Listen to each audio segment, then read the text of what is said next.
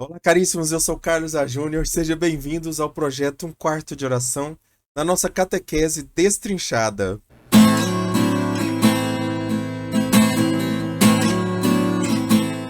Terceira vez que eu tô gravando esse vídeo. Bom, vamos lá. Primeira vez eu gravei, não ficou bom o conteúdo. Não é que eu não gostei do conteúdo, mas o conteúdo não deu para dar tudo e eu queria dar todo o conteúdo para não acumular para a próxima aula. Depois fui gravar de novo hoje, aí eu já foi hoje, isso foi ontem, da primeira vez. Segunda vez fui gravar hoje. Não coloquei o microfone, parabéns, né? Então não vai sem áudio. Vamos lá. A gente precisa dar a Eucaristia hoje, pelo menos a primeira parte, né? Que nós vamos falar, então, sobre a introdução, falar sobre o Antigo Testamento e Novo Testamento, a Eucaristia no Antigo e no Novo Testamento, e também falar da missa parte a parte. Tá bom? A gente precisa ser bem breve. Mas não custa nada você deixar o seu like, se inscrever no canal, compartilhar esse vídeo com outras pessoas. Compartilha esse vídeo com outras pessoas. Nunca te pedi nada. Não, já te pedi já. Já, obviamente, já pedi, né? Mas compartilha esse vídeo com outras pessoas também, para que elas possam experimentar. Seja você catequista, oferece para os seus catequizandos, oferece para pessoas que estão crescendo, que estão aprendendo, que estão conhecendo agora a igreja. Então, é isso. E também para tirar dúvidas de outras pessoas também. Bom, vamos lá então. Nós vamos falar sobre a Eucaristia aqui, né? Eucaristia, que é a comunhão com o Filho. Então nós falamos, primeiro nos tornamos filhos do Pai, depois nos tornamos ungidos pelo Espírito Santo e agora nós somos um com o Filho. A Sagrada Eucaristia completa a iniciação cristã. Depois do batismo e da confirmação, por meio da Eucaristia, os fiéis participam no próprio sacrifício do Senhor. Então, a Eucaristia é participar do próprio sacrifício do Senhor. O Concílio Vaticano II vai dizer o seguinte: Nosso Salvador instituiu na última ceia, na noite que foi entregue, o sacrifício eucarístico do seu corpo e sangue, para perpetuar pelo decorrer dos séculos até voltar o sacrifício da cruz, confiando à Igreja sua esposa amada o memorial da sua morte e ressurreição. Então, o que é a Eucaristia? É o memorial da sua morte e ressurreição. Todas essas palavras, todos esses nomes aqui que são dados também, nós veremos mais para frente. Certo? Então, essa é a introdução da Eucaristia. Agora vamos ver como a Eucaristia ela é vista. Ela é vista como a fonte e o cume da vida eclesial, ou seja, é dela que surgem todas as outras forças da igreja e é para ela que todas as forças vão, todas as forças se destinam, certo? Imagina como se fosse um topo de uma montanha. O topo de uma montanha, se você olhar por cima, ela está no centro. Então a Eucaristia ela está no centro de todos os sacramentos e de todos os ministérios. Ela está no centro de todos os sacramentos e todos os ministérios. E todos os ministérios e todos os sacramentos se ordenam para ela e dela também derivam, certo? Então é porque ela é o sacrifício do nosso Senhor. E é do sacrifício do nosso Senhor e é do sacrifício de nosso Senhor Jesus Cristo que se deriva todos os outros sacramentos. Na Eucaristia está contido todo o tesouro espiritual. Por que está contido todo o tesouro espiritual? Porque está contido o próprio Senhor Jesus. O próprio Senhor Jesus a Eucaristia é o próprio Senhor Jesus. Também é chamada de comunhão. Por que é chamada de comunhão? Por dois motivos. Porque é comunhão com Deus e é comunhão com o povo de Deus. É comunhão com Deus e é comunhão com o povo de Deus. Por ela, Cristo santifica o mundo. Então é na Eucaristia que Cristo santifica o mundo. E por ela também os homens se santificam e santificam o nome do Senhor. Tá? Esse santifica o nome do Senhor não significa que o nome de Deus não é santo e por conta da ação do homem ele se torna santo. Não, mas é porque ele se torna conhecido como santo. Ou seja, nós estamos divulgando que Deus é santo. Nós estamos fazendo conhecer que Deus é santo cada vez mais. Então, a Eucaristia é o culto perfeito, é a oração perfeita. Se nós podemos chamar de algo perfeito, de alguma oração perfeita, é a Eucaristia, porque é o próprio Senhor Jesus. É a união do céu e da terra. Na Eucaristia, unimos céus e terra. A liturgia do céu é antecipada aqui na terra. Então, na terra, nós já podemos antecipar a Eucaristia. Nós já podemos, na Eucaristia, perdão, na Eucaristia nós podemos antecipar o céu. E a vida eterna se faz aqui na terra. Aquela música do Padre Marcelo, não sei se a igreja subiu ou se o céu desceu. A Eucaristia é o resumo e a súmula da nossa fé. Santo Irineu de Leão vai dizer o seguinte: a nossa maneira de pensar está de acordo com a Eucaristia, e por sua vez, a Eucaristia confirma a nossa maneira de pensar. É aquilo que eu falei, né? A Eucaristia ela é a fonte, mas ela também é o destino. Ela é o destinatário. Dela surgem todas as coisas e para ela voltam todas as coisas. Nosso pensamento deve estar de acordo com a Eucaristia. A nossa forma de lidar deve estar de acordo com a Eucaristia. Certo?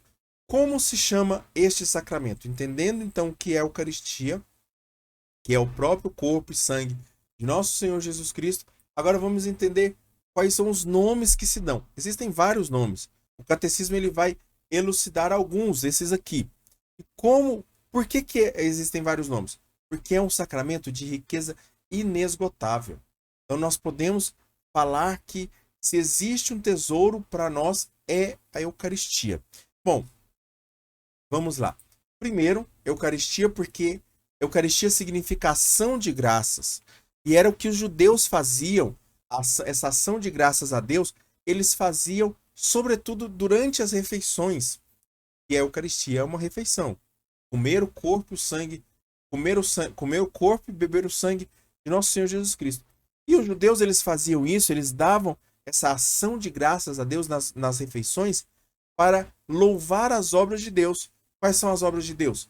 A criação, a redenção e a santificação.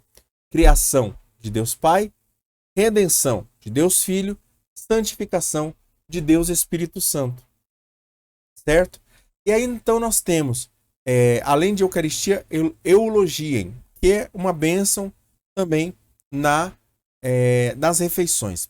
Também nós podemos chamar de ceia do Senhor, porque se trata da ceia que o Senhor comeu com os discípulos na véspera da sua paixão, por dois motivos, tá? Por dois motivos. Pela ceia que o Senhor comeu na Quinta-feira Santa.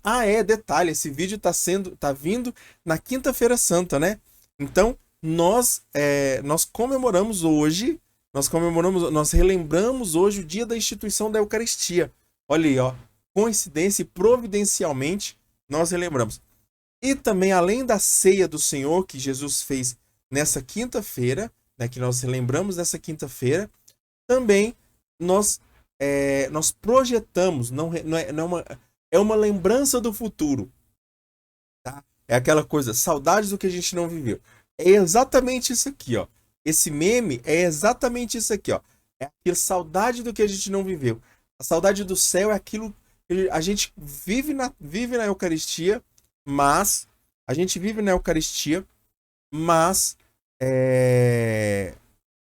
mas nós viveremos plenamente no céu, na Jerusalém celeste. Também é chamada de fração do pão. Os discípulos chamavam de fração do pão e era um costume dos judeus também, utilizar esse ato de fracionar o pão, de dar o pão aos outros, porque eles estavam dividindo o pão. Eles comiam do mesmo pão, né, como uma forma de caridade, como uma forma de um gesto de amor, um gesto de fraternidade. Por esse gesto, Jesus é reconhecido pelos discípulos de Emaús e também por esse gesto de fracionar o pão é que os discípulos chamavam a Eucaristia. Por esse gesto que o Antigo Testamento, muitas vezes no Novo Testamento, os discípulos chamavam a Santa Missa, a Eucaristia. Também a Assembleia Eucarística, porque é a reunião dos fiéis em torno de Deus. Assembleia é essa reunião, né? dessa igreja visível, né? Existe a igreja invisível e a igreja visível. A igreja invisível é aquela que está no céu, junto com o nosso Senhor Jesus Cristo, e a igreja invisível é a que está no céu, e a igreja visível é a que está na terra. Visível é a que está na terra. Também é chamado de memorial da paixão e ressurreição de nosso Senhor, porque ela justamente lembra isso. Ela nos recorda a paixão e ressurreição de nosso Senhor Jesus Cristo. É o memorial da nossa salvação. Também é chamado de santo sacrifício, porque atualiza o único sacrifício de Cristo. Então, Cristo fez um único sacrifício. Ele não se sacrifica todas as vezes. Ele não se sacrifica todas as vezes na Eucaristia. É um único sacrifício que perpetua e é relembrado todos os dias. Também é sacrifício espiritual, sacrifício puro e santo, pois completa e ultrapassa todos os sacrifícios da antiga aliança. Então, todos aqueles sacrifícios que eram feitos na antiga aliança, no Antigo Testamento, hoje eles alcançam a perfeição na Eucaristia. Também é chamada de Santa e Divina Liturgia, porque é a liturgia que encontra, é onde a liturgia encontra o seu centro. Então, a liturgia que nós já falamos nos outros vídeos anteriores, ela encontra o seu centro, ela se direciona, toda a liturgia se direciona para a Eucaristia. Também é chamado de Santíssimo Sacramento, porque é o sacramento dos sacramentos, né? Não que os outros sacramentos não sejam santos, não que os outros sacramentos não sejam bons, não que os outros sacramentos não sejam santíssimos, né? Mas é porque esse aqui nele, na Eucaristia, que está a presença do próprio Deus. Nenhum outro sacramento é a presença do próprio Deus, a não ser a Eucaristia. Como nós já falamos, também é chamado de comunhão, porque é a comunhão entre o homem e Deus, aliás, entre Deus e o homem, melhor dizendo, né? Porque é a ação de Deus para o homem e a ação do homem para Deus também. E também é comunhão entre o homem com o homem. Não só o homem Cristo, não só o homem Jesus, mas também o homem irmão, o homem próximo, o homem. E também é chamado de Santa Missa. Por quê? Porque no final, o padre, o celebrante, ou até mesmo o diácono, ele envia missio, que é como vem de missão, ou seja, um envio que o celebrante faz para que vocês vivam alimentados da Eucaristia no cotidiano, nas suas vidas. Então, nada mais é do que o padre dizendo agora vocês vão viver isso que vocês viveram aqui, que vocês experimentaram aqui na Santa Missa, lá no mundo, na casa de vocês. Certo? Bom, 12 minutos, nós já chegamos na metade. Acho que é a metade? Não é. Tem muita coisa ainda pela frente aqui, muita coisa. Só pra vocês terem uma ideia, olha aqui, ó. Olha aqui, ó. Esse aqui são as partes fixas. Aí tem essa parte aqui. Aí, beleza, né? Aí essa aqui, ó. Olha isso aqui. Tem muita coisa, então, pra gente ver aqui ainda. Vamos lá, então, né? Chega de enrolação e vamos. Os sinais do pão e do vinho. Por que Deus escolheu pão e vinho? Por que ele não escolheu outro alimento? Bom, existem vários motivos por que Deus escolheu pão e vinho. Certo? O pão e vinho com as palavras de Cristo e pela invocação do Espírito Santo. Então, são as três coisas aqui, ó. Três coisas importantes. O pão e o vinho. Certo? O pão e o vinho. As palavras de Cristo e a invocação do Espírito Santo. Estas três coisas juntas, né, na palavra, na voz do sacerdote, que é a voz do próprio Cristo, se tornam o corpo e o sangue de nosso Senhor Jesus Cristo. Pão e vinho se tornam corpo e sangue de nosso Senhor Jesus Cristo. A igreja mantém fielmente a ordem do Senhor até a sua vinda gloriosa, recitando. Vou tirar esse até a sua vinda gloriosa aqui, porque não faz sentido, né? A igreja mantém fielmente a ordem do Senhor, recitando as mesmas palavras. Tomou o pão, tomou o cálice. E aí, as palavras que Jesus falou ali, a igreja continua dizendo. O pão e o vinho ofertados significam a bondade da criação. Bondade da criação. Vamos lá. Pão e vinho é fruto da criação de Deus, mas também é do trabalho do homem. Então tá. Deus poderia ter escolhido a uva e o trigo. trabalho apenas de Deus. Mas não, ele quis escolher também o trabalho do homem, que é o pão e o vinho, que é o trigo, o pão é o trigo trabalhado e o vinho é a uva trabalhada pelo homem. Então, essa não uma simbologia, mas a lembrança de que a santificação é um trabalho de Deus, mas é um trabalho também do homem. É um trabalho meu e seu. Nós temos que trabalhar para a nossa santificação. Mas também não só isso, mas é lembrar que Deus, que Jesus é 100% Deus e 100% homem. Então é lembrar que é trabalho de Jesus Deus e Jesus homem. Fruto da terra, criação, né? Fruto da terra, ou seja, fruto do que Deus deu e também fruto do que o homem deu, que é o seu trabalho. Não quis que fosse trigo e uva, mas pão e vinho, para reforçar que a salvação do homem é uma obra conjunta entre Deus e o homem. Recordar que Jesus é verdadeiro Deus e verdadeiro homem. Melquisedeque, ele usa, aliás, não, peraí, não vou fechar não. Melquisedeque prefigurou o gesto de Cristo ao ofertar vinho e pão. Então, Melquisedeque, que era rei de Salém, rei de Jerusalém, sacerdote ele era rei e sacerdote. Ele mandou trazer pão e vinho e abençoou Abraão, dizendo: com o pão e vinho abençoou. Bendito seja Abraão pelo Deus Altíssimo que criou o céu e a terra. Então, essa bênção da criação que Melquisedeque deu para Abraão, ele deu com o pão e o vinho, certo? Ele deu com o pão e o vinho. Deixa eu adicionar essas duas palavras aqui. E vamos seguir em frente. O pão e o vinho na antiga aliança. Nós veremos agora o pão e o vinho na antiga aliança e depois o pão e o vinho na nova aliança. Jesus dá novo sentido e definitivo à bênção do pão e do cálice, a bênção do pão e do vinho, certo? Mas na antiga aliança o pão significava. Então, assim, ó, Jesus ele deu significado a todas as coisas da antiga aliança. Não seria diferente no pão e no vinho. Na antiga aliança, o que significava o pão e o que significava o vinho? O pão significava os frutos da terra, o reconhecimento ao Criador, a comemoração da libertação do Egito, a lembrança do maná do deserto. E a gente, muitas vezes, só lembra do maná do deserto, mas existem outras coisas também que o pão e o vinho eram significados. O pão da palavra de Deus, que é daí que Jesus fala, não só de pão viverá o homem, lembrando a palavra de Deus, tá? Então isso aqui é a palavra de Deus do Antigo Testamento. O pão de cada dia da terra prometida, ou seja, daquela terra que, quando nós chegarmos lá, quando os fiéis, né, os israelitas, eles estavam indo para a terra prometida, Deus promete a ele pão em abundância, trigo em abundância, e também é o penhor da felicidade. O que é esse penhor? É a garantia da fidelidade de Deus às suas promessas. Esse pão era a forma de Deus dizer assim, olha, eu garanto para vocês que eu vou cumprir as minhas promessas. E na antiga aliança, o vinho significava o quê?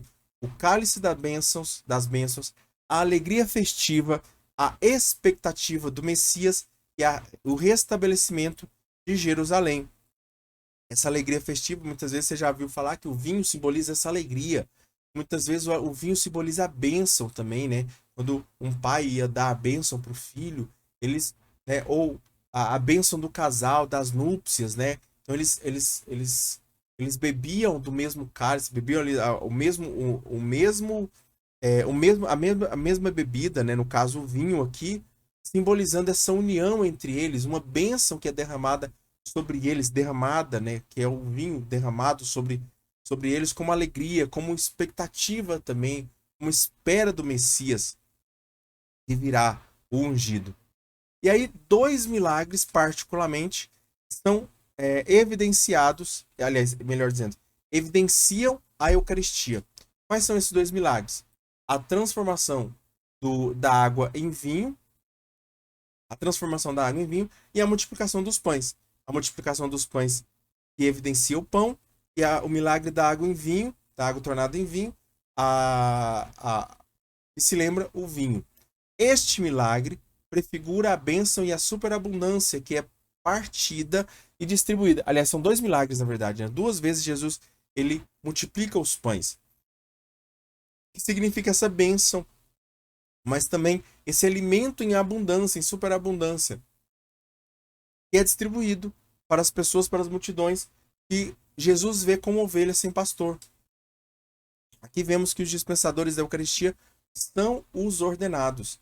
Então, na própria Eucaristia, aliás, na própria multiplicação dos pães, nós vemos aqui já o ministério da ordenação dos, dos sacerdotes, que distribuem este pão.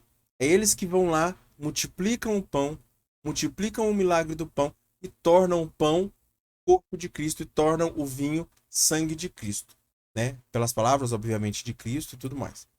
E também o milagre da água tornada em vinho. Este milagre de Caná sinaliza e anuncia a hora da glorificação de Jesus. Jesus, ele diz que a sua hora não chegou para a Virgem Maria. E aí ela antecipa isso de forma pela sua intercessão. Era o que Deus realmente queria, a intercessão da Virgem Maria. E também manifesta o cumprimento do banquete das núpcias do céu. Ou seja,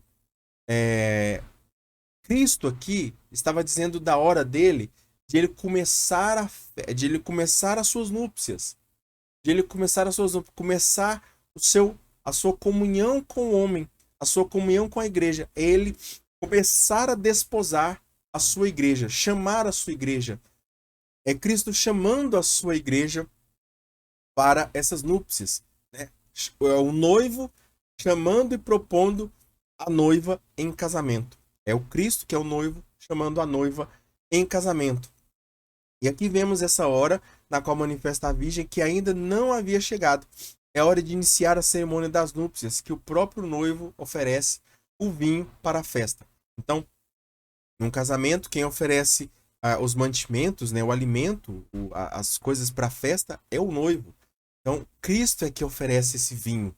E a intercessão da Virgem Maria antecipa essa hora. Maria não foi teimosa aqui. Pelo contrário, Maria fez a vontade de Deus sendo obediente. Vamos lá, então. E essas palavras também a Santa Eucaristia no Novo Testamento. Lá em João 6, particularmente, Jesus ele vai anunciar pela primeira vez a Eucaristia. E ele diz assim, ele anuncia a sua paixão, e assim como ele anuncia a sua paixão e os discípulos se escandalizam, ele também anuncia o pão e o vinho, ou seja, comer a carne e o sangue dele, comer a carne e beber o sangue. Significa, e aí os discípulos se escandalizam. Ele faz todo um discurso, eu faço questão que você leia, pelo menos João 6 todo ali, todo o evangelho, todo o capítulo 6 de João, do evangelho de João. E aí alguns discípulos falam assim, não, isso é insuportável para mim, para escutar isso, não, eu vou embora. E muitos discípulos vão embora. Muitos ali vão embora. Somem de Jesus. A Eucaristia e a cruz, elas são essas pedras de tropeço. Quando você olha para a cruz, muitas vezes a pessoa ela vê uma maldição, mas ela é uma bênção. Assim como a Eucaristia, muitas vezes a pessoa pode olhar com uma certa repugnância, falar assim, eu comer do corpo e sangue de Jesus? Que absurdo! Comer o corpo e o sangue dele, né? E aí a gente pode cair nessa tentação. São o mesmo mistério e não cessam de ser ocasião de divisão. Como Cristo disse mesmo, ele é sinal de contradição, aliás, como foi profetizado sobre ele. Ele é sinal de contradição. Cristo é sinal de contradição. A pergunta de Jesus ecoa pelos tempos. Também vós quereis ir embora? Ou seja, Jesus vendo esses discípulos que estão ali assustados e vão embora, aí muitos outros ainda não foram embora. Inclusive, olha só, é nesse momento aqui, um ano antes da sua Páscoa, que Jesus já sabe da traição de Judas. Ele já sabe, porque depois ele vai falar assim, ó, calma, ele vai chegar, tal, fizeste bem e tudo mais, tal, mas vocês acreditam, mas dentro de vós há um demônio. Ele está falando de Judas aqui. Judas já não acreditava. Então, muitas vezes evidenciando aquelas pessoas que estão ali comungando do corpo de Jesus, mas não acreditam. mas não acreditam. E ainda comungam indevidamente, ou seja, inapropriadamente, em estado de pecado mortal, sem fé, né? Então não comungue, não vá para a Eucaristia sem acreditar em Jesus, sem acreditar nas palavras de Jesus, querendo, ansiando, desejando de Jesus. A prova disso, gente, a prova que a Eucaristia é o corpo de Jesus e o sangue de Jesus é que Jesus ele não faz questão, ele faz questão, ele prefere perder mais discípulos a voltar atrás na sua palavra que é muito dura. E realmente é dura mesmo. É realmente dura mesmo. Mas ele não volta atrás. A prova disso, a prova de que se ele quisesse voltar atrás, ele poderia ter voltado, obviamente, né? Se ele não quisesse dizer isso, se ele quisesse dizer que a Eucaristia representa, significa, é uma figura de linguagem, ele não quis dizer isso. Ele não quis dizer que é uma figura de linguagem. Se ele quisesse dizer isso, ele teria dito. Ou ele teria voltado atrás. Mas ele prefere perder pessoas a voltar atrás sobre isso. Isso é muito sério, tá, gente? E aí vem a resposta de Pedro. Pedro lindão, maravilhoso. Ele vai dizer o seguinte: Senhor, a quem iríamos nós? Tu tens palavras de vida eterna. E nós cremos e sabemos que tu és o Santo de Deus. Então essa é a resposta. Assim como a pergunta de Jesus ecoa pelos tempos, ainda continua vindo aos nossos ouvidos, a resposta de Pedro vem logo em seguida. Senhor, aonde iríamos nós? Não tem lugar para onde nós vamos. Ou seja, a Eucaristia é o destino de todo o cristão. E Pedro testemunha isso para nós. Por nós também, né? Vamos ver aqui a instituição da Eucaristia. E nós celebramos hoje, na Quinta-feira Santa. Se você está assistindo esse vídeo na Quinta-feira Santa, ótimo. Se você está assistindo na Semana Santa também, não tem problema. Depois, não tem problema nenhum. Mas é na Quinta-feira Santa que Jesus instituiu. Nós lembramos na Quinta-feira da Semana Santa. Por que Cristo instituiu a Eucaristia? Ele instituiu por 4 motivos. Por amor, para ficar perto sempre de nós, para o nosso bem e para nós nos lembrarmos dele. Cristo amou os seus, amou os que o Pai lhe deu. Amou porque o Pai deu, amou porque nós éramos seus e nos amou até o fim. E para também ficar conosco. Por amor ele quis ficar conosco. Ele ia para o Pai, mas ele quis ficar conosco. E esse milagre de ficar com o Pai e ficar conosco, de estar nessa comunhão. E também para o nosso bem. Ele não poderia ter dado presente melhor. Não poderia. Não existiria presente melhor do que esse. Deus se dá como presente a nós, para nós nos lembrarmos também dele. Por que ele instituiu a Eucaristia? Para nós nos lembrarmos dele. Então, se você quer lembrar de Cristo, se você quer estar próximo de Cristo, é a Eucaristia. E os evangelhos falando da Eucaristia? Na verdade, é os evangelistas falando da Eucaristia. Os evangelhos sinóticos, Mateus, Marcos e Lucas, eles narram a instituição da Eucaristia. Já João não narra a instituição da Eucaristia. Você pode olhar lá, né? Ele não narra a instituição da Eucaristia. Ele narra boa parte da ceia, mas ele não narra a instituição da Eucaristia. Por que Mateus, Marcos e Lucas são chamados de evangelhos sinóticos? Eu já devo ter falado isso aqui, mas eu vou lembrar vocês. Sinóticos é aqueles que têm a mesma ótica, uma ótica similar, óticos, né? É aquele que tem a mesma ótica, a mesma visão. Mateus, Marcos e Lucas apresentam a Santa Ceia. São Paulo também vai apresentar a Santa Ceia. Ele vai narrar isso lá em 1 Coríntios 11, né? Em 1 Coríntios 11, certo? 23, 26 é uma parte, mas acho que são todo ele também. João, ele não narra a instituição da Eucaristia, mas ele prefigura antes, ele já fala antes lá em João 6. Você deve ter lido lá, ou se você vai ler depois. João 6, ele fala que Jesus é o pão da vida. Aliás, ele fala de novo, ele fala aquilo que Cristo falou, que ele é o pão da vida. João não fala diretamente da última ceia, mas apresenta Jesus como o pão da vida. Uma boa dica é perceber que João vai na contramão dos outros evangelhos e mostra uma outra visão pessoal e própria. Tá? Então, João é esse que, quando ele ele quis escrever de uma forma que as pessoas tivessem uma experiência pessoal e íntima, como se você se colocasse. Então, quando você estiver lendo o Evangelho de João, se coloca no lugar dele. Então, aquela historinha, aquela piadinha que o povo fala assim: ah, João falou que ele é o discípulo amado porque ele, é óbvio, quem falou isso? Ele. Mas espera aí, se você pensar que ele fez para você se colocar no lugar dele, aí a coisa muda. Aí é para você se sentir o discípulo amado. É para você se ver como discípulo amado, certo? Qual foi a data da instituição da Eucaristia? Jesus escolheu a Páscoa para instituir a Eucaristia. Então, antes da sexta-feira, na sexta-feira, antes da sexta-feira, que é na quinta-feira, Jesus institui a Eucaristia para dar aos seus discípulos. Então, na verdade, a ceia seria no sábado, mas por um costume judeu, os judeus eles poderiam antecipar. Eles poderiam antecipar, celebrar tanto na quinta-feira ou como no sábado. Jesus então antecipa para dar aos seus discípulos o seu corpo e o seu sangue prometido em Cafarnaum. Então lá em João 6, que é em Cafarnaum, onde ele promete, ele vai lá e cumpre agora na instituição, na Quinta-feira Santa.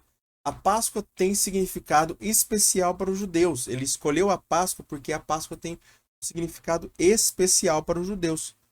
A Páscoa é conhecida como Pessar, significa, ou Pechá, significa passagem.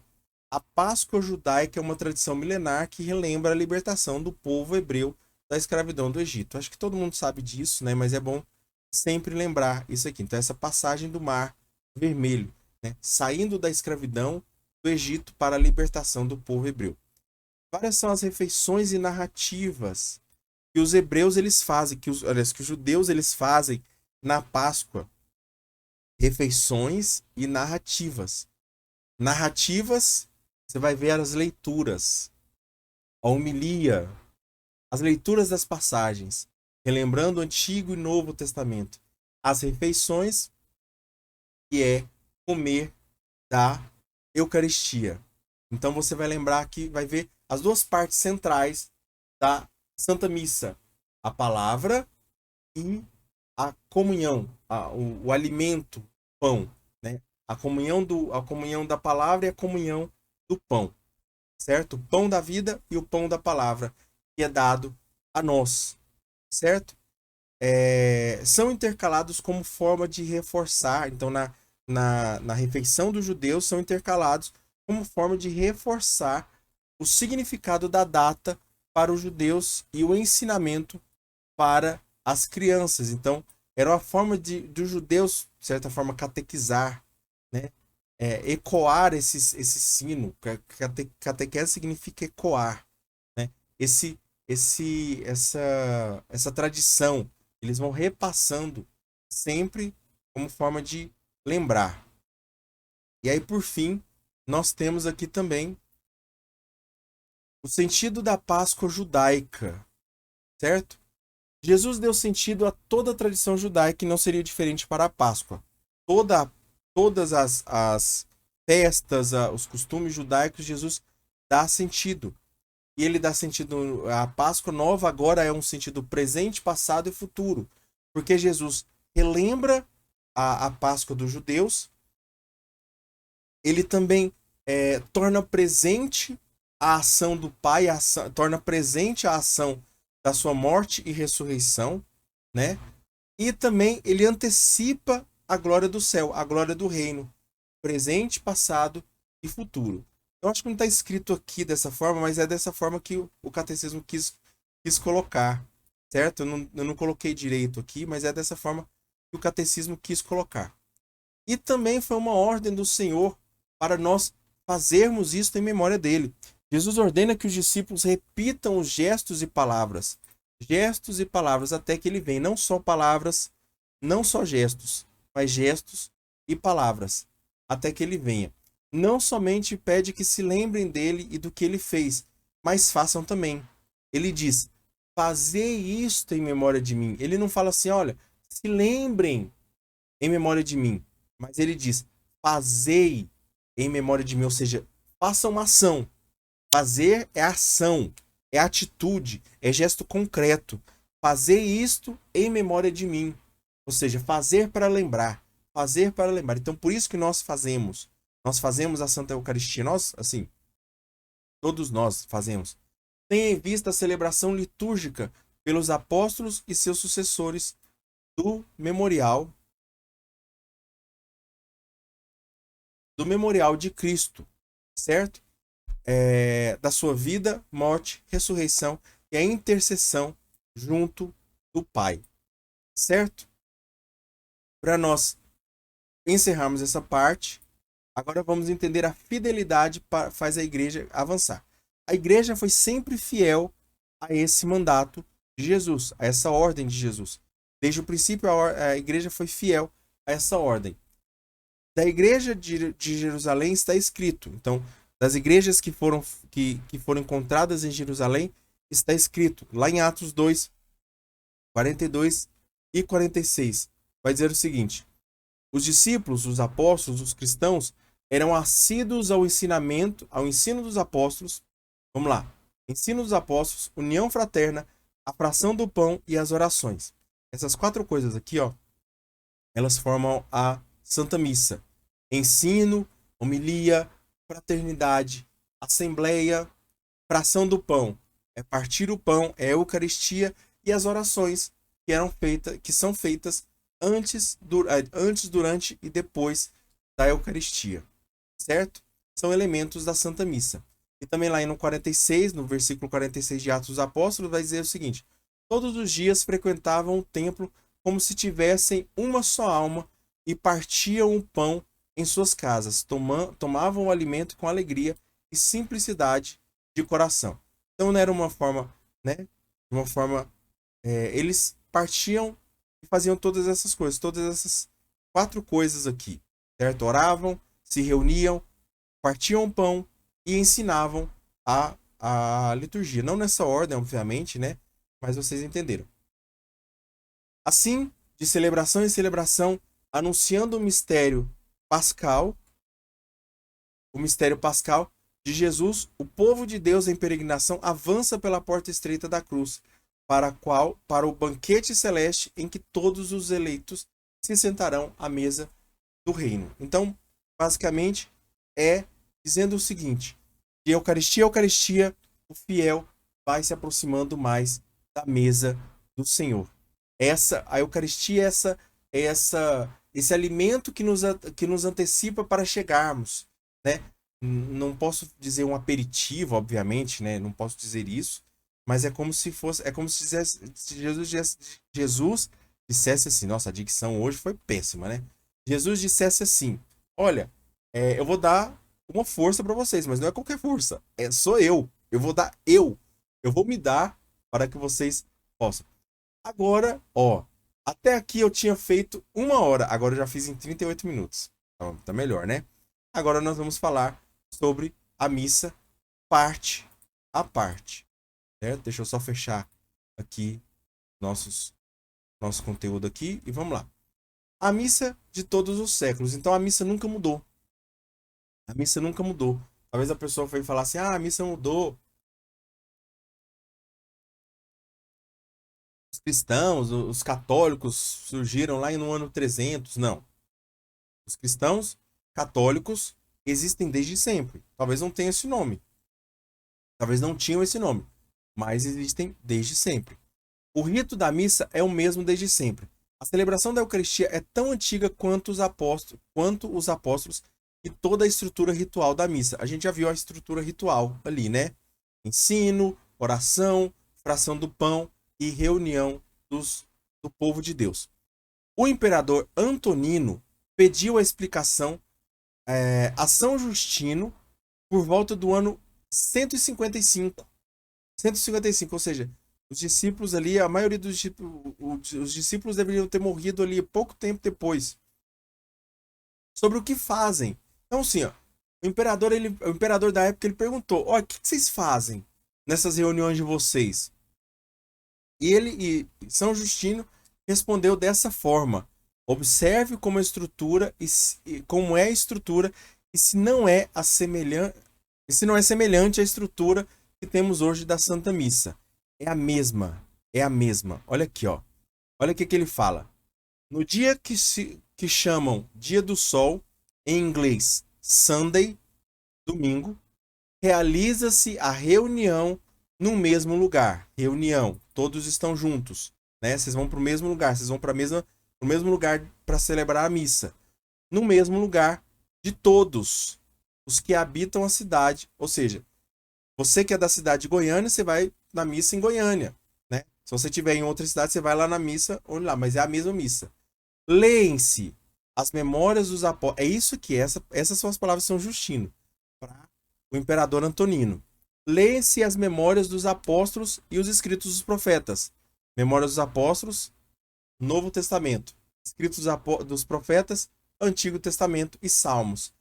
Tanto quanto o tempo permite. Ou seja, então, ali vai variar, depende do celebrante, quanto tempo permite. 20 minutos, 10 minutos, 5 minutos, 30 minutos, depende do celebrante. Depende do tempo que eles têm ali. Quando o leitor acabou, ou seja, quando o último leitor acabou, aquele que preside toma a palavra, homilia, para incitar e exortar a imitação dessas belas coisas. Ou seja, é o padre explicando a homilia. Aliás, o padre explicando as leituras. Ele dando sentido e fazendo vai fazendo a gente viver as escrituras. Em seguida, levantamo-nos todos juntos e fazemos orações. As orações eucarísticas, né? Esses números aqui. A oração eucarística. Por nós mesmos, por todos os outros, onde quer que estejam, para que sejamos encontrados justos por nossa vida e ações. Aqui, ó, tem um detalhe aqui, ó, que ele fala por nós mesmos, ou seja, pelos que estão vivos, por todos os outros, pelos que não vieram à missa, pelos que vão na missa em outros lugares, e também por onde quer que estejam, ou seja, não só por aqueles que estão na terra, mas por aqueles que estão no purgatório também, por aqueles que estão no purgatório, para que sejamos encontrados justos por nossa vida e ação, ou seja, é a Eucaristia que justifica tanto os que estão na terra quanto os que estão no purgatório. E fiéis aos mandamentos, e assim obtenhamos a salvação eterna. Ou seja, aqueles que são fiéis e participam da comunhão alcançam a vida eterna. Terminadas as orações, damos-nos um ósculo uns aos outros, ou seja, o abraço da paz. Né? Nós nos cumprimentamos, nós nos abraçamos. Depois, apresenta-se àquele que preside aos irmãos pão e uma taça de água e vinho misturados. Tá? O vinho, ele é misturado com um pouco de água, certo? Com um pouco de água. Então, apresenta-se o pão e o vinho, que simboliza que é o ofertório, que nós fazemos. Ele toma, ou seja, o celebrante toma e faz subir louvor e glória, ele reza, ele faz as mesmas orações de Jesus ao Pai do Universo, pelo nome do Filho e do Espírito Santo, e dá graças, em grego, Eucaristiem, a gente já viu isso aqui, longamente, ou seja, ele faz uma ação de graças longamente, por termos sido julgados dignos desses dons, ou seja, por nos dar, Senhor, eu não sou digno de que entreis em minha morada, mas dizer uma palavra e serem salvos. Quando ele termina as orações e ações de graça, todo o povo presente aclama com amém. Depois de aquele que preside ter feito a ação de graças e de o povo ter respondido àqueles que entre nós chamamos diáconos, distribuem a todos os que estão presentes pão e vinho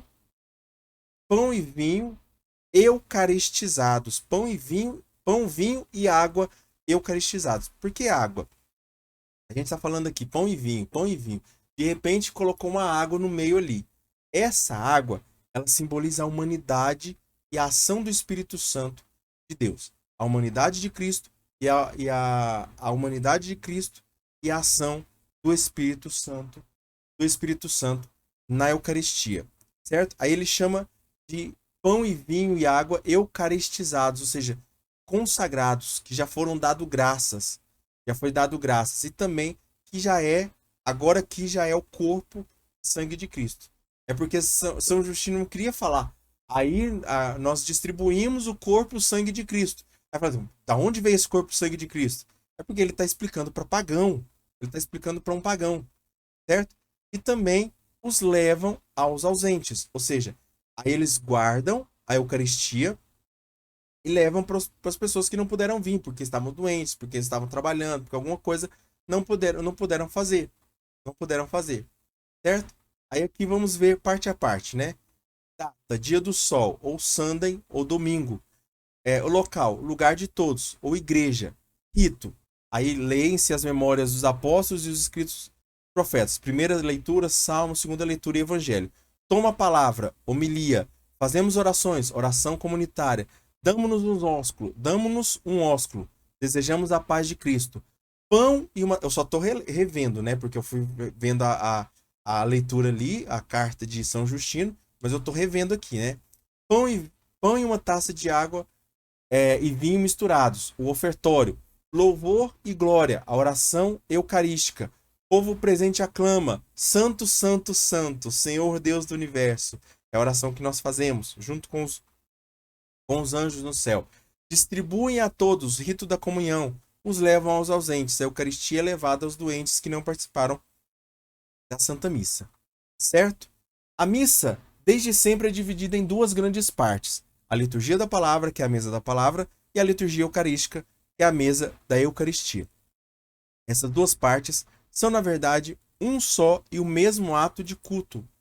Com efeito, a mesa posta para nós na Eucaristia é, ao mesmo tempo, a mesa da palavra e a do corpo do Senhor.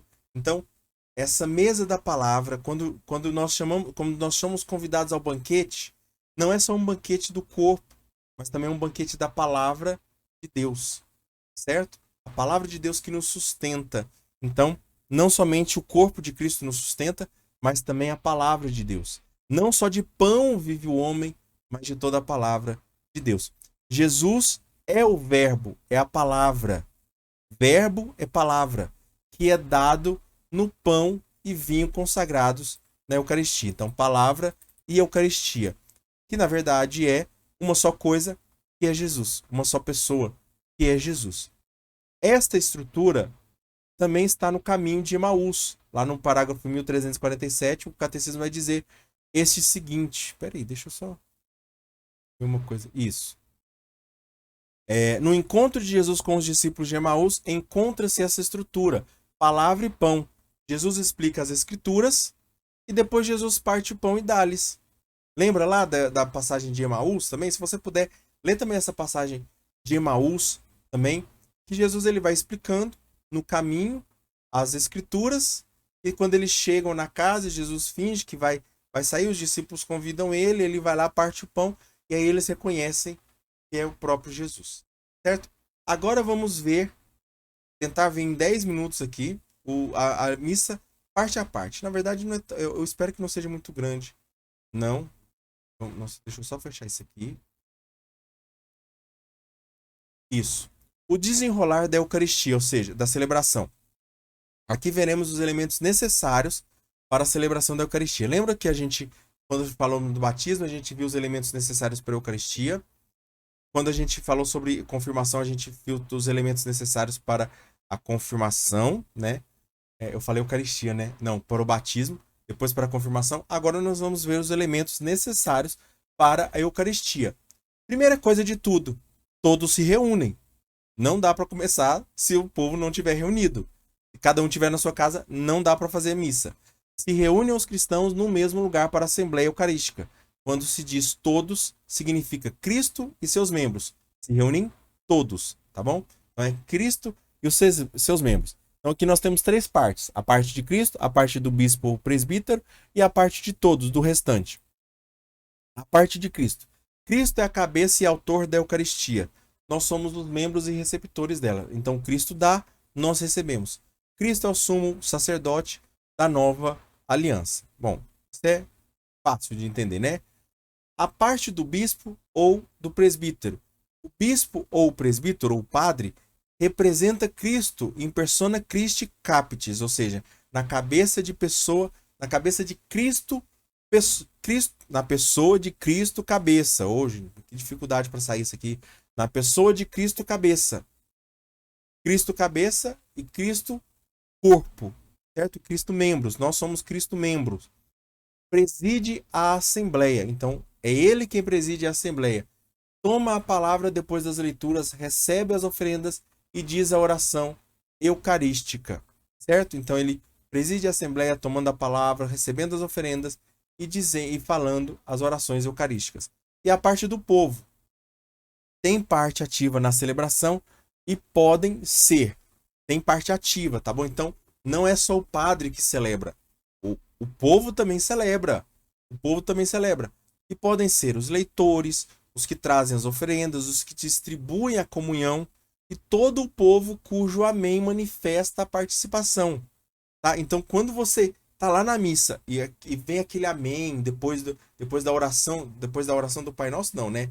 Não é depois da oração do Pai Nosso, mas é a oração do Pai Nosso, ela acaba, aliás, ela não acaba com o amém, ela prossegue, o padre prossegue, o celebrante prossegue, e lá no final ele fala o amém, e nós cantamos também o santo, ou rezamos o santo, santo, santo, 3 vezes, né? Certo? Depois dessa reunião, de todos reunidos, todos ali estão reunidos, tá todo mundo ok? Fechou? Agora nós vamos para a liturgia da palavra, que são 2 leituras, né?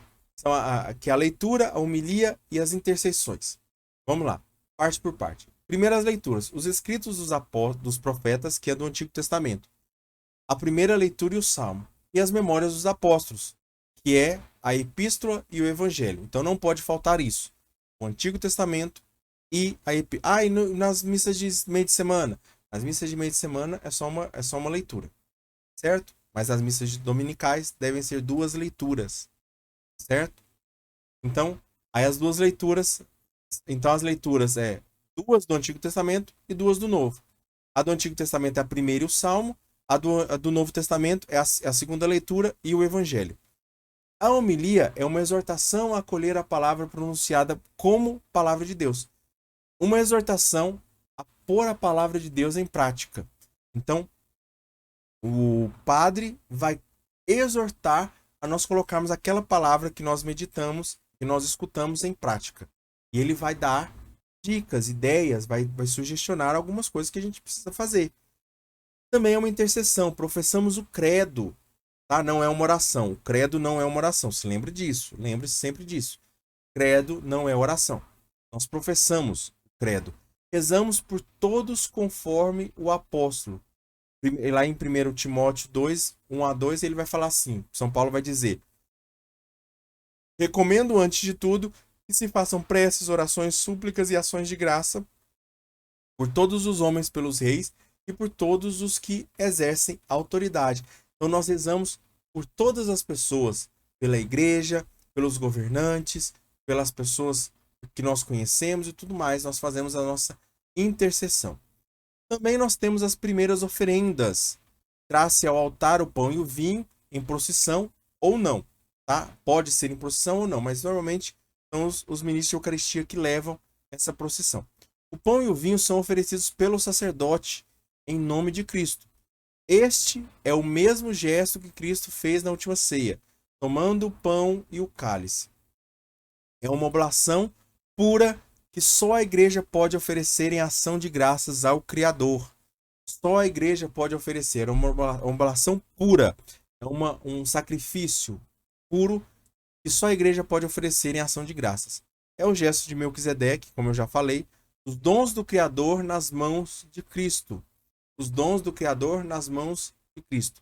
Cristo leva à perfeição todas as tentativas humanas de oferecer sacrifício. Então, todas as tentativas, lembra lá quando a gente falou que o homem é um ser religioso, e esse ser religioso ele busca Deus, ele busca se reconciliar com Deus, e esse buscar se reconciliar através de sacrifícios, até mesmo os povos pagãos. Só que Cristo faz isso de forma perfeita. Cristo faz isso de forma perfeita. As outras oferendas também, então tem essas primeiras oferendas e as outras oferendas. Junto com o pão e o vinho, é tradição que os cristãos partilhem suas riquezas com os necessitados neste momento. Aqui são a oferta também de dinheiro, é a coleta. E inspira-se no exemplo de Jesus que se diz que se fez pobre para nos enriquecer. Quem tem, dá. Quem recebe, auxilia os que precisam. Então, o povo que tem o dinheiro, dá. Que tem a oferta, dá essa oferta. E aquele que recebe, ou seja, o presidente, a igreja, a paróquia, a comunidade, que recebe, ela vai pegar esse dinheiro para auxiliar aqueles que precisam. Às vezes para custear a paróquia ali, ou às vezes custear obras de caridade e tudo mais. São Justino vai dizer o seguinte: os que são ricos e querem, ou seja, eles desejam dar, eles dão. Cada um conforme o que a si mesmo se impôs. O que se recolhe é entregue, aquele que recolhe é entregue àquele que, aliás, o que se recolhe, o que se recolheu dali é entregue àquele que preside, ou seja, entregue ao padre. E ele, por seu turno, depois ali do seu momento, depois ali da missa, presta assistência aos órfãos, às viúvas, àqueles que a doença ou qualquer outra coisa priva dos recursos, aos prisioneiros, aos imigrantes, numa palavra, a todos os que sofrem necessidade. Então é aqui, ó, nessa oferta, que Mateus 25 se cumpre. Ah, eu não posso ir no presídio, eu não posso ir nos hospitais. Aí o padre pode, mas o padre precisa de dinheiro, ele precisa de dinheiro de gasolina, para pagar a gasolina. E aí você vai lá e oferta. Você vai com o padre, é o seu dinheiro que vai. É o seu dinheiro que vai com o padre que vai visitar o presídio. É você que vai através do seu dinheiro, através da sua oferta. Então fala assim: ah, eu não vou na missa, eu não vou. Então, Mateus 25 não está sendo feito na minha. Leia também Mateus 25, tá bom? Tá bom? Leia também Mateus 25. Ou essa vez eu vou passar você muito conteúdo para vocês lerem, né? Continuando, né? Porque a gente ainda tem muita coisa para falar. Continuando, nós temos a anáfora. São as seguintes orações que são o coração e cume da celebração: a oração eucarística, a oração de ação de graças e a oração de consagração.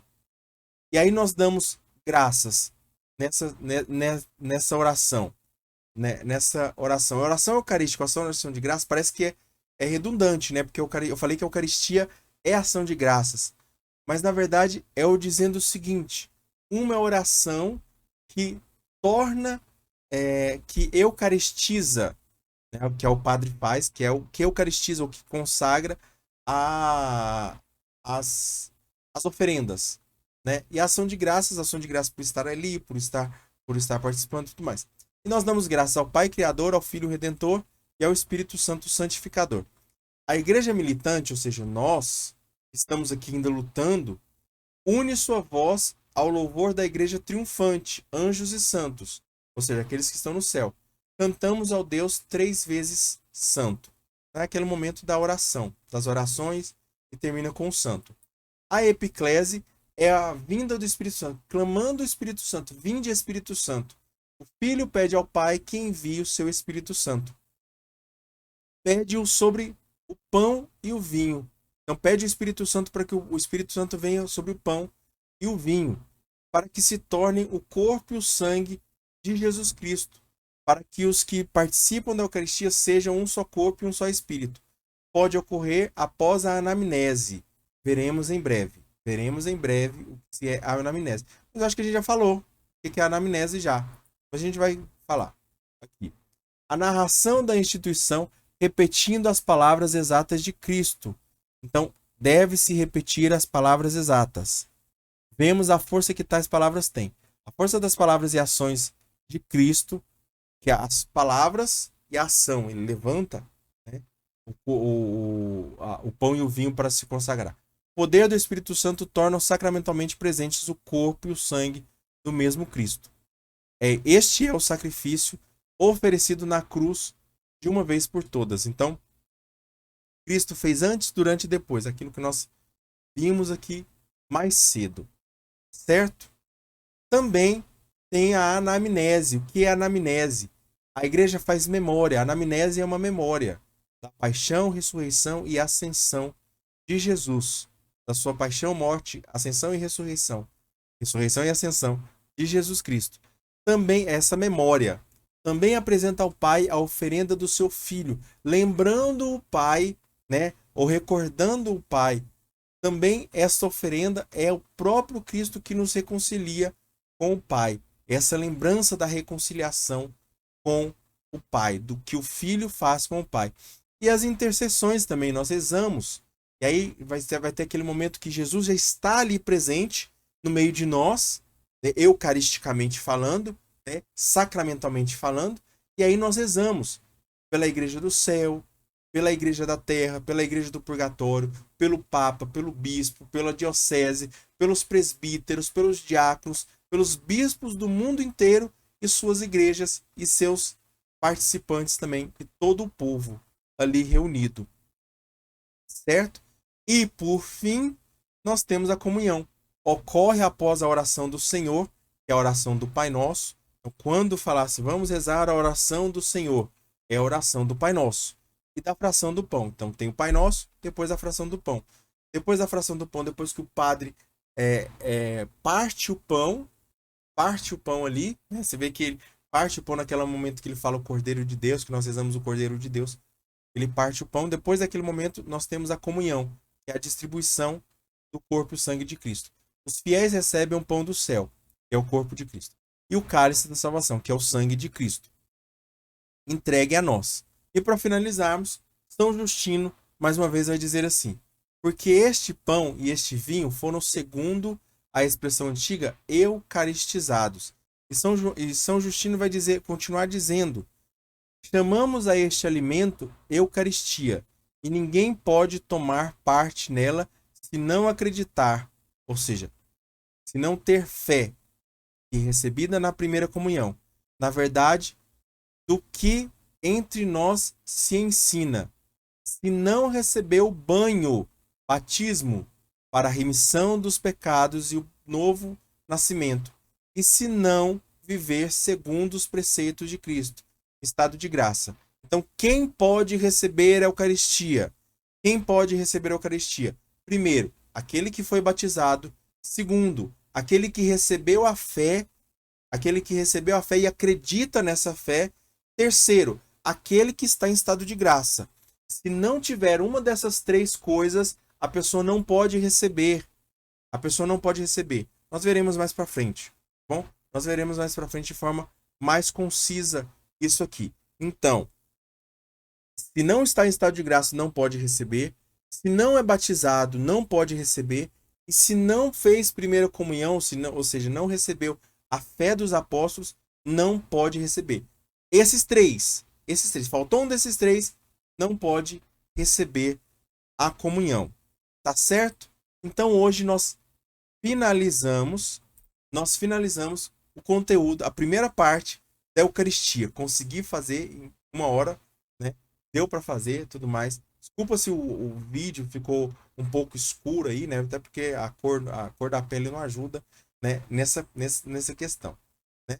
Então, mas de qualquer forma, se inscreve no canal, deixa o seu like, compartilha esse vídeo com outras pessoas. Vamos rumo aos 1000 inscritos até o final do ano. Ajuda esse canal a chegar aos 1000 inscritos e chegar também a várias visualizações também, tá bom? Nós teremos muitas novidades no canal, certo? Muitas novidades, não só catequese, mas outras coisas também para nos auxiliar nessa caminhada. No mais é isso. Louvado seja o nosso Senhor Jesus Cristo, para sempre seja louvado. Tudo por Jesus e nada sem Maria. Fiquemos selados então na proteção do Deus que é Pai, Filho e Espírito Santo. Amém. Deus abençoe a sua vida até a semana que vem.